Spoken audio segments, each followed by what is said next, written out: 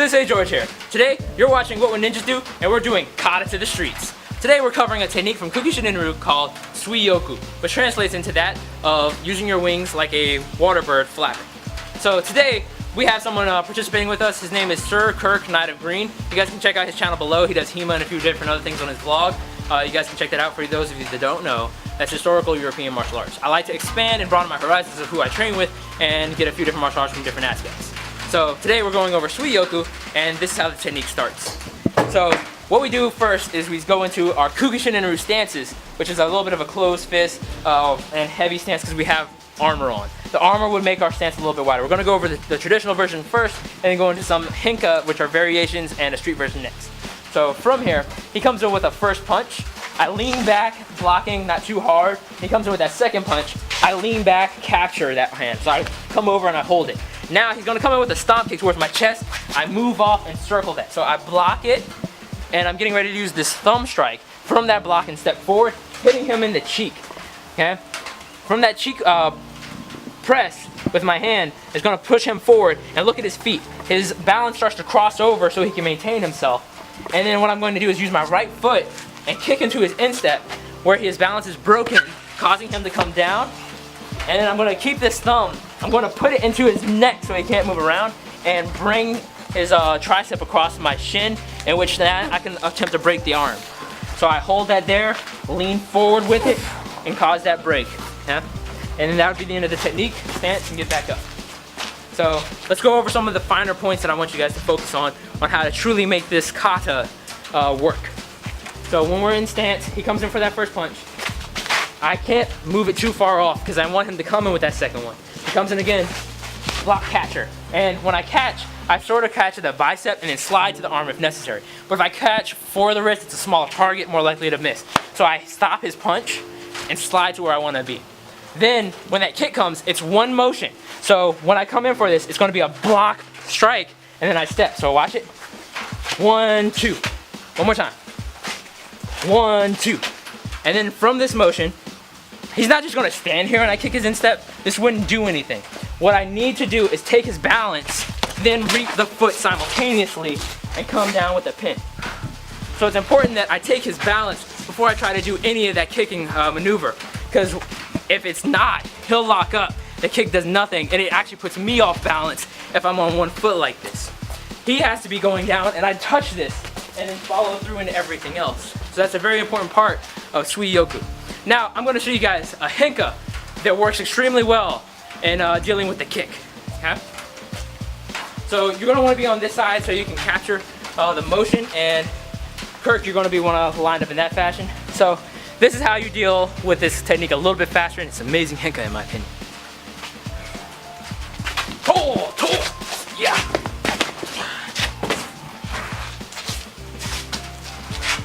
Good.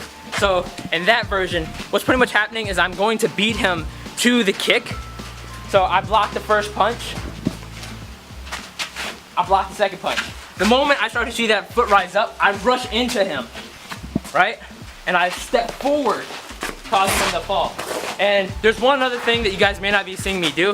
While his leg up and me coming in is almost a guaranteed knockdown because he's on one foot. If you have high athleticism though, you can jump on that foot and maintain your balance. So watch what I actually do with my foot to help deal with that. So when the punches come in, same old blocks, and then I get to this point. Instead of me just lunging in and coming forward, go around behind. My foot actually starts to hug his Achilles tendon to prevent him from being able to step. So then when I go to push, he has no choice while his leg is up, and I hook it for him to come back down. So we're going to show that mechanics to you a little bit slow in this position right here. So punch, punch, kick, hook. It's captured. His balance is broken. He starts to top. Okay?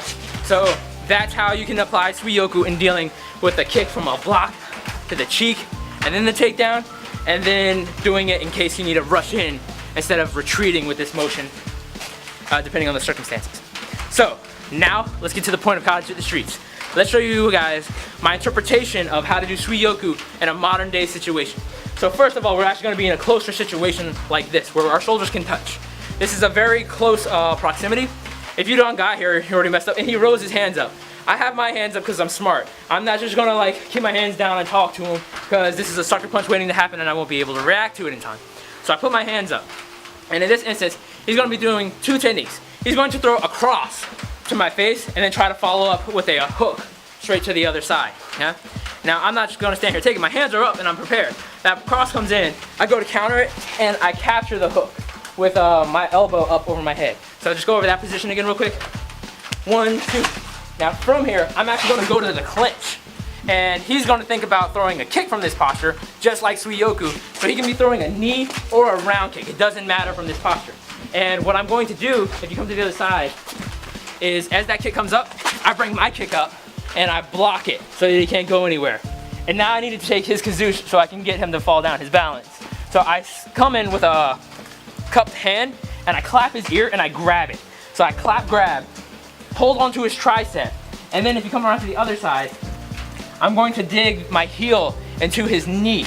So I'm starting to pull, push in this direction, and this foot comes up, buckles his knee, brings him down, and I use my knee right here to be able to prevent me from going over and post up so I can get his arm and be able to deal. So we're gonna show this to you again. This one can be broken down into a few steps. He does a flurry of strikes.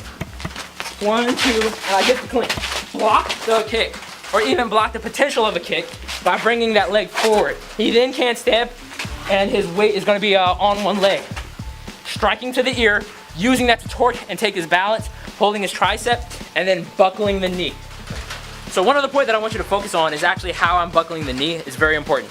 So when I got to this position here, we got to the clinch, I blocked the kick, and I grabbed his ear, and I got his balance. I'm holding his tricep and using the ear to torque him off one way. But he can still stand up. If I just did this, we're walking in a circle the whole time. He's in a lot of pain, but he still has his balance. So I need to break that. And what I'm gonna do is I'm gonna kick my leg forward like this, turn it sideways. So 1, turn it sideways, and then I'm gonna treat it like a hook punch. So same way I come in with a solid hook punch, as I went to the head, I hold, and I turn my foot out, and I hook that knee. And what that is going to do is actually gonna buckle the knee, turning it forward, changing his balance so he can't actually stand up. Yeah? So one more time with that motion. So from the grab, I blocked the kick, hop again, and grabbed his ear, torqued it, started moving him off balance. From this now, I'm going to kick his knee, changing his balance, maintaining control, and put my weight on top of him as soon as possible, so that way he can't roll around or try to pull me down. If he does try to pull me down from this posture, I post my knee up, and as he pulls me in tighter, all I do is stand up and add some resistance, and he's making me dig deeper into his ribcage. I use this, get up, strike, and get away. Okay? I'm not trying to stay here and fight when it's a street situation. Don't know how many people he has, and one of the principles that I try to follow is always expect 10 more. So I may have taken down one person, but I always expect that he has 10 more friends. I try to do something, get out of there, leave the scene, get as many witnesses as possible on my behalf, and escape. So thank you guys for watching What Would Ninjas Do? This is Sensei George. Like, comment, subscribe. Let me know if there are any other techniques or videos you guys want to check out. I appreciate your views and look forward to seeing our next video next Saturday at 11 o'clock a.m. So thank you for watching. どうもありがとうございました。